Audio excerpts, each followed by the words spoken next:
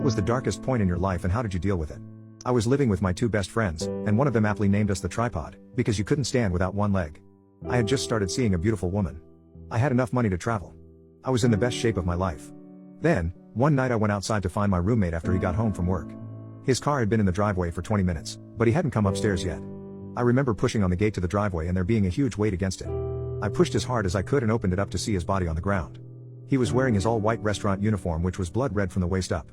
I grabbed his wrist to check his pulse, and there was nothing. At this point, my friend came outside with me and said we need to get inside. The person who did this could still be out here.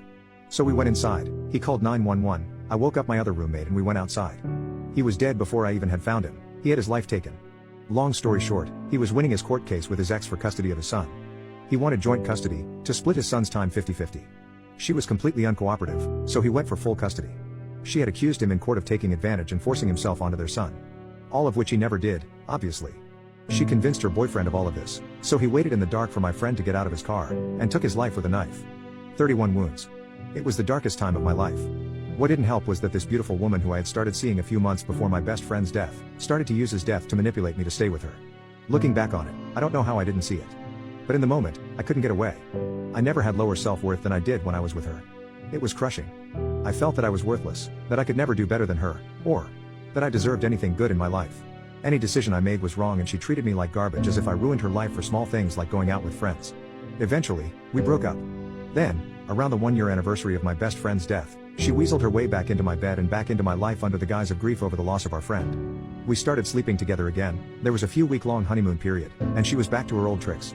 I finally realized that she was toxic, and slowly started to distance myself from her. During this whole ordeal, I was seeing a therapist bi-weekly. She was actually my best friend's therapist, which helped me find some solace in the wake of his death. Now, after I distanced myself from my ex, and as I was gearing up for the trial to defend my best friend's honor and character, this wonderful human waltzed into my life out of nowhere. She just moved back to the US after living abroad for 4 years, and we hit it off immediately. She became my best friend and my confidant. Things were just easy. The trial came and went. The man was found guilty on all charges, sentenced to life in prison for first degree, and another 18 years for tampering with evidence. He will never see the light of day as a free man again. And I hope he lives a long, healthy life in which he thinks every day about what he did. This ray of sunshine that waltzed into my life at my darkest hour? She is now my wife.